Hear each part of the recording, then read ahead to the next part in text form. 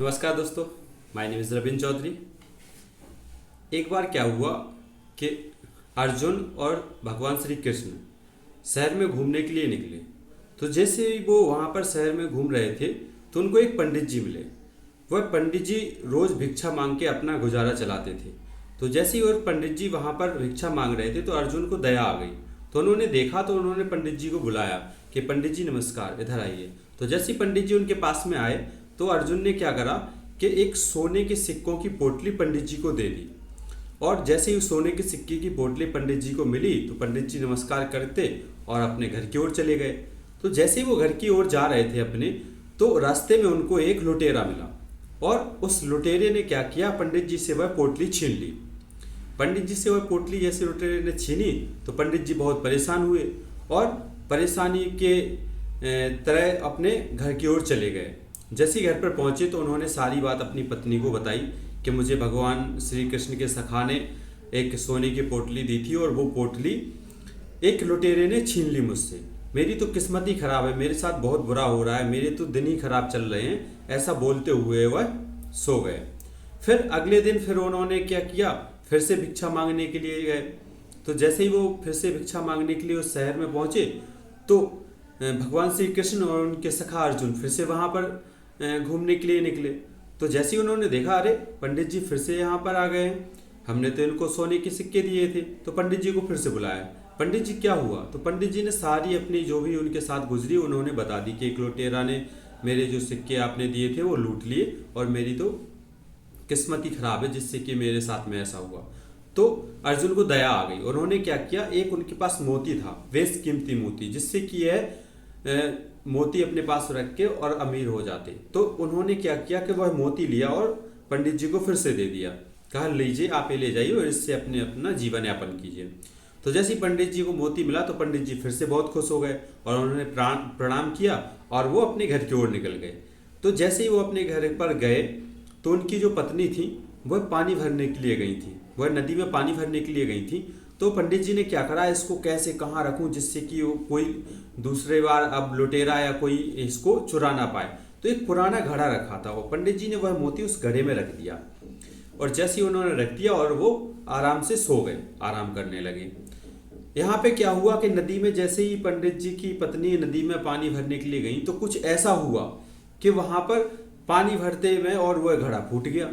तो जैसे ही उनका घड़ा फूट गया तो वह घर पर आई तो उन्होंने देखा कि मेरे पास में एक पुराना घड़ा रखा है, क्यों ना इसको ले जाके और इससे पानी भर के ले आते हैं। तो उन्होंने वो पुराना घड़ा उठाया और नदी में चली गई। जैसे ही उन्होंने नदी में पानी भरने के लिए उसको किया तो वह मोती सरक के उस नदी में चला गया और वह पानी भर के आई। जैसे ही वो पानी भर के आई तो पंडित जी यहाँ पर अपने परेशानी में बैठे थे। उन्होंने कहा, हे भगवान, ये तुमने क्या कर दिया, मुझे बहुत ही अच्छा एक मोती दिया था भगवान श्री कृष्ण के सखा ने, अर्जुन ने बहुत ही बेशकीमती मोती दिया था जो कि मैं उस घड़े में रख दिया था और आपने वो घड़ा ले जाके पानी भरने के लिए गए और वो मोती नदी में चला गया।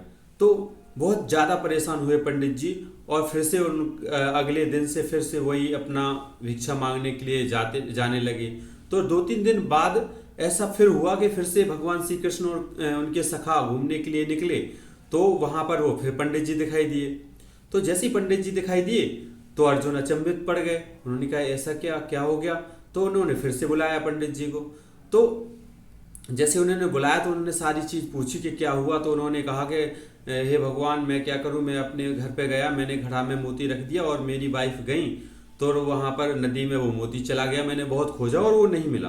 तो अर्जुन ने हाथ जोड़कर कहा, हे प्रभु, अब आप ही कुछ हल बताइए, आप ही कुछ ऐसा कीजिए जिससे कि इनकी जिंदगी में सुख शांति प्राप्त हो जाए। तो प्रभु ने क्या किया कि दो सिक्के लिए और उन पंडित जी को दे दिए। जैसे उन पंडित जी को 2 सिक्के दिए तो पंडित जी ने मन में सोचा कि हे, इससे तो अच्छा भगवान श्री कृष्ण जी के सखा अच्छे के कितनी सारी उन्होंने धन दौलत मुझको दे दी थी और इन्होंने मात्र 2 सिक्के, लेकिन मना भी नहीं किया, भगवान ने दिए हैं तो उन्होंने रख लिया। और ऐसे ही सोचते सोचते जा रहे थे। तो जैसे ही वो रास्ते में जा रहे थे तो रास्ते में एक मछुआरा आया। तो उसके मछुआरे के जाल में एक छोटी मछली उसमें लगी थी, उसमें जाल के अंदर थी। तो जैसे ही पंडित जी ने देखा कि मछली, ये 2 रुपए मेरे काम के, 2 सिक्के मेरे काम को तो है नहीं, इससे क्यों ना अच्छा है कि इस मछली की जान बचा ली जाए। तो जैसे ही उन्होंने मछुआरे से बोला तो 2 सिक्के मछुआरे को दे दिए और मछली को ले लिया, अपने कमंडल में रख लिया। उन्होंने चलो इसको नदी में हम छोड़ने चले जाएंगे जिससे कि इसकी जान बच जाए। तो जैसे ही उन्होंने कमंडल में रखा और नदी के पास में गए, तो नदी के पास में उन्होंने नदी में डालने के लिए मछली को निकाला, और जैसे ही उन्होंने नदी में मछली को डाला और उन्होंने कमंडल पर नजर डाली, तो उस कमंडल में वो मोती था जिसको वह ढूंढ रहे थे। भाग्य से वह जो मछली मोती को निगल गई थी, वह मछली ही उनके पास घूम फिर कर आ गई। ऊपर वाले की कृपा ऐसी हुई कि वो मछली घूम फिर कर उनके पास आ गई और वो मोती उनके कमंडल में आ गया। और जैसे ही उनके कमंडल में वह मोती आया तो पंडित जी जोर से चिल्लाने लगे, मिल गया मिल गया मिल गया। और जैसे ही उन्होंने कहा मिल गया, तो पीछे से वही चोर निकल के जा रहा था जिस चोर ने उनका सामान चुराया, जिस चोर ने उनसे पैसे लिए थे, वो सोने के सिक्के। तो उस चोर ने देखा, अरे अब पंडित जी ने मुझे पहचान लिया, अब तो मुझे ये सजा दिलवा के रहेंगे। तो वह चोर आया और पंडित जी के चरणों में वो पोटली रख दी, जो भी पोटली थी और जो भी उसने और लिया था वो सारा का सारा पंडित जी के चरणों में रख दिया। और उन्होंने कहा, हे प्रभु, हे पंडित जी, मुझे मत फंसाना और ये सारा आपका है। जैसे ही ये सारा घटना घटी तो अर्जुन ने प्रभु से बोला, हे प्रभु, ये क्या लीला है आपकी, ये क्या है, ये क्या चल रहा है। तो जैसे ही भगवान ने कहा कि जब तुमने उसको सोने की पोटली दी थी, जब तुमने उसको मोती दिया था, तब उसने अपने ही बारे में सोचा था कि मैं अब क्या करूं, मैं इससे क्या करूं, मैं इसके लिए क्या करूं। लेकिन जैसे ही 2 सिक्के मिले उसके, तो उसने दूसरों के बारे में सोचना स्टार्ट किया। और जिस समय से उसने दूसरे के बारे में स्टार्ट किया सोचना, उसी समय से उसके साथ में अच्छा होना स्टार्ट कर दिया। पहले वो अपने लिए सोच रहा था, जैसे ही उसने मछली के बारे में सोचा, दूसरों को भले के बारे में सोचा, वैसे ही उसकी जिंदगी में अच्छा होना स्टार्ट हो गया। इसीलिए इस कहानी का उद्देश्य यही है कि हम हमेशा अपने लिए ही ना सोचते रहें, हम दूसरों के लिए भी सोचें, दूसरों की मदद करने के लिए भी सोचें। भगवान हमें, जब हम किसी की मदद करते हैं तो हमें उससे ज़्यादा ही मिलता है।